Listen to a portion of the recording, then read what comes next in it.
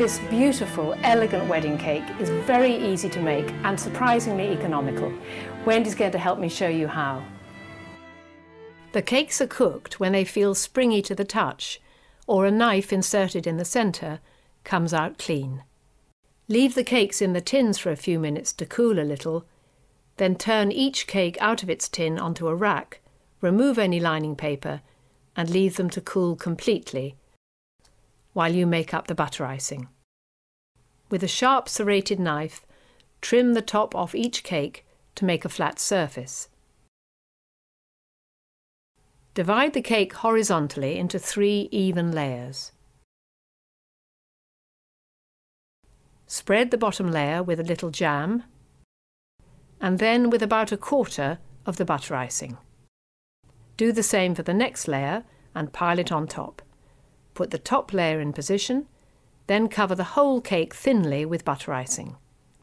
Repeat all this layering for all 3 tiers of the cake. Dust the work surface with a little sieved icing sugar and knead the white icing until it's soft and ready to be rolled out.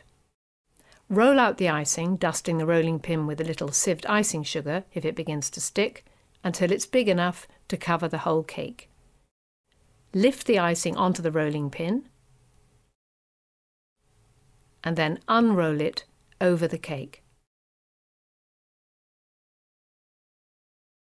Smooth the top and sides with your hands, easing it round as you go.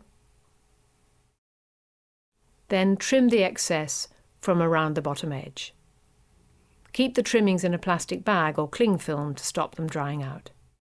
To support the weight of the cakes above, the bottom 2 layers will need pieces of doweling put in. We've done 1 layer, and this is how you put them in. Each layer needs 4 dowels.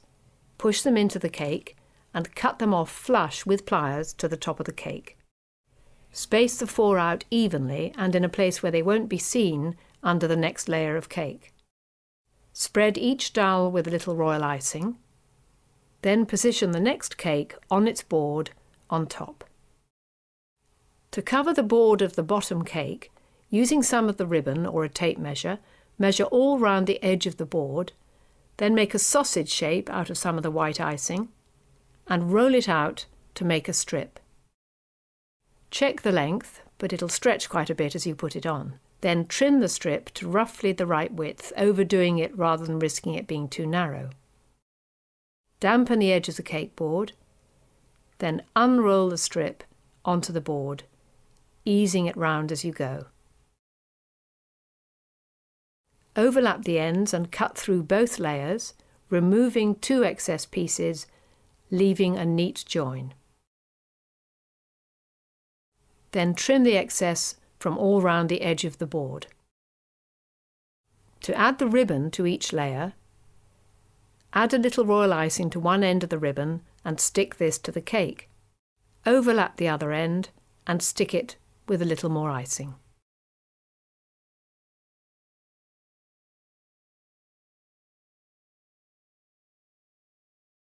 Put a little sticky paste around the edge of the bottom board and add the ribbon,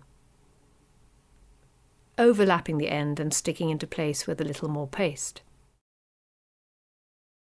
Pipe some scrolls onto each tier, adding little dots of icing at the end of each scroll and pushing a silver ball into each.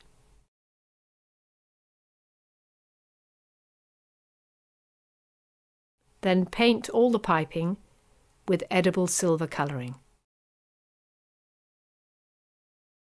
Cut 2 ends for both bows and stick them first onto the side of the cake.